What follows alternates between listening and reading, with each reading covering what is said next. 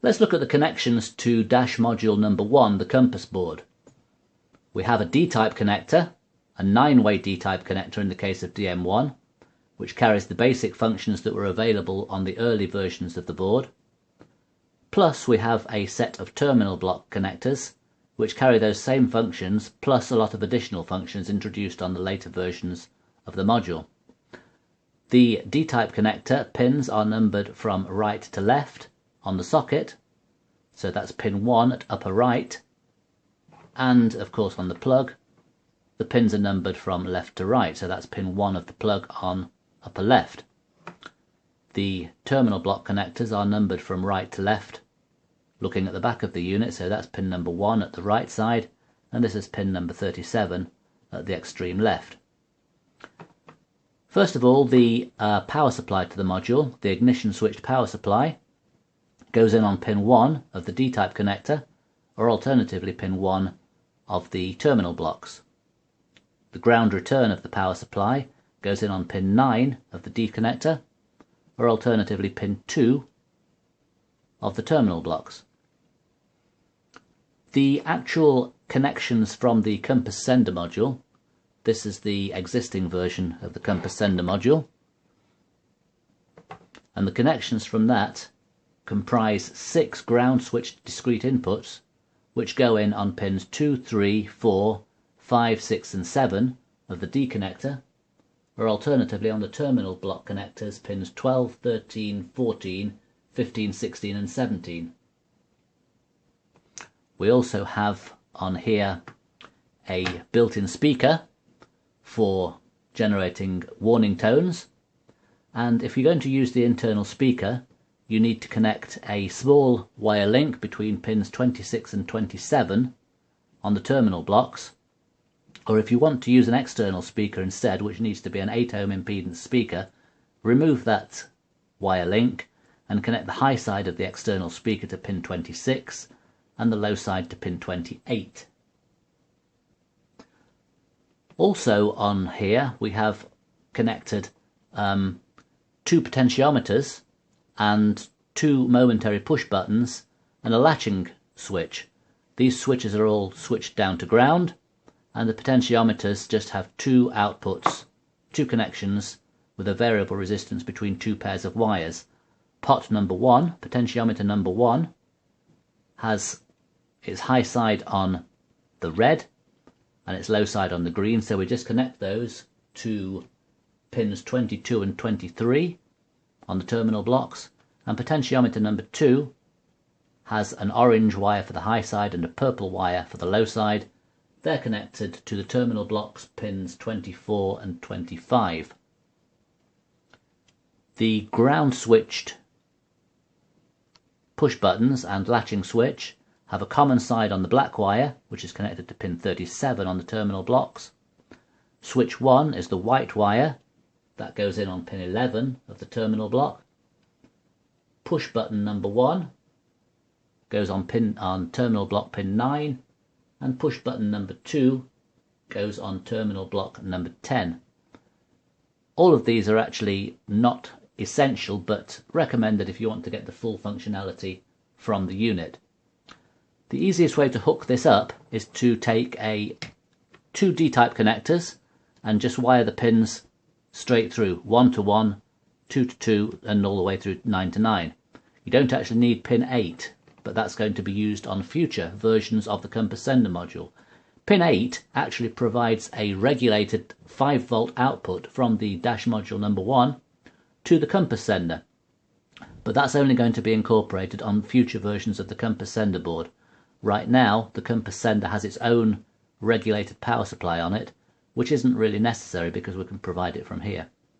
So we have on this little harness here a power and ground supply going into here, connecting to pins 1 and 9 on both plugs, and all of the other wires connecting through to each other. Let's just plug that in.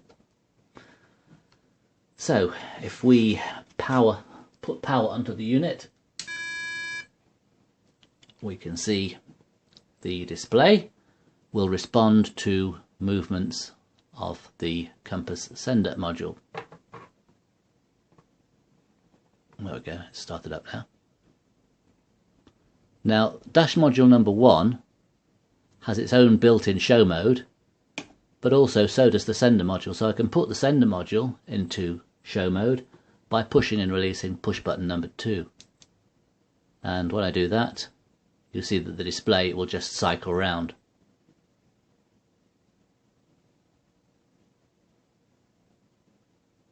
Push it again, and it'll go back into normal functional mode. Once it gets running, there we go. The 2 potentiometers that we mentioned control the brightness of the display. Potentiometer number 1 controls the brightness of the bar gauge LEDs, so we can bring that right down, even to off. If you don't connect these potentiometers, it'll just operate at full brightness. Potentiometer number 2 controls the brightness of the LED light bars, which we use for the arrowheads, and this diagnostic indicator at the top. See, we can take the brightness right down, even off, and back up again. DM1 itself can be put into show mode independently of the sender by a long push on push button number 2. A long push is about 2 seconds or more. So hold down for 2 seconds or more, get the confirmation beep, and then let go, and that'll go into its own show mode. And a long push on push button number 2 again will return the module to normal running mode.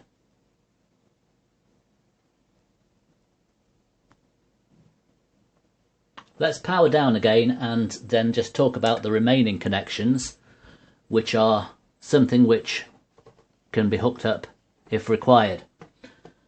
So the remaining connections on here are, actually before we do that, let's just talk about one more thing in functional mode, which is an under voltage and over voltage detection. If the voltage to the unit goes too low, you'll get a warning beep, and you'll get this diagnostic LED, this one here, flashing rapidly. So if the voltage to the unit goes below about 10 volts, you will get that indication and the warning beep. If we bring the voltage back up into range, that LED will be illuminated continuously. And also if the power supply goes too high, above about 15 volts, you'll get the same over voltage indication and a flashing diagnostic LED. So let's return to what we were talking about, the remaining connections. Remaining connections that we've not discussed so far are spare discrete inputs.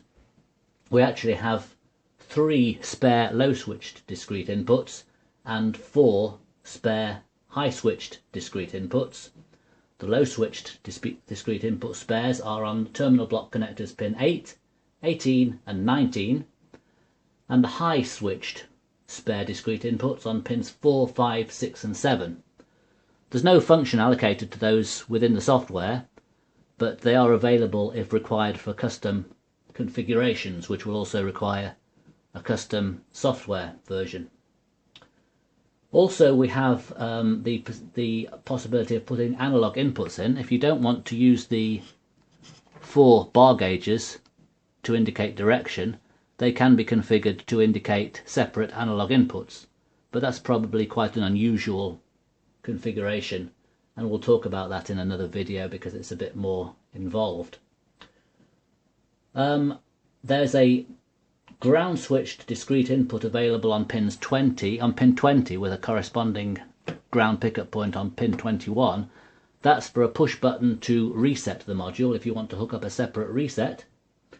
We also have an RS232 serial data bus, which we can use to send commands to the unit or receive information from the unit.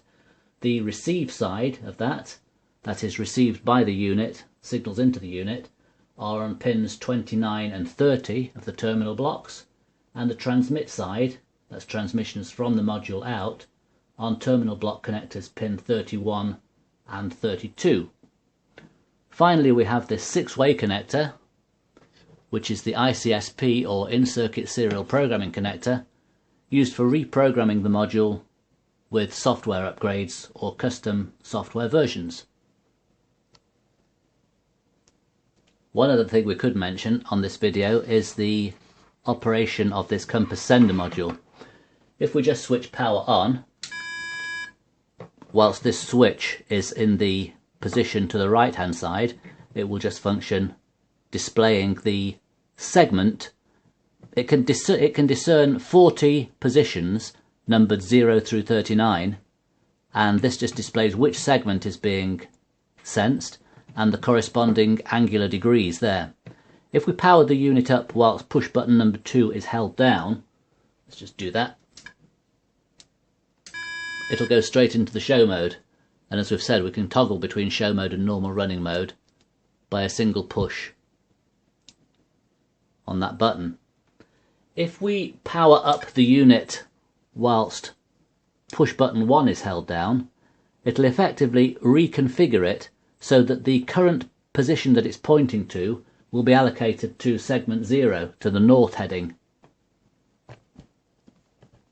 So let's just do that. I'll hold push button number 1 down and power up. And you can see it then sets that particular location as 0 degrees. So you can use that to position this any way that you want in your car, and it'll reconfigure the heading to be north and then recalibrate from there.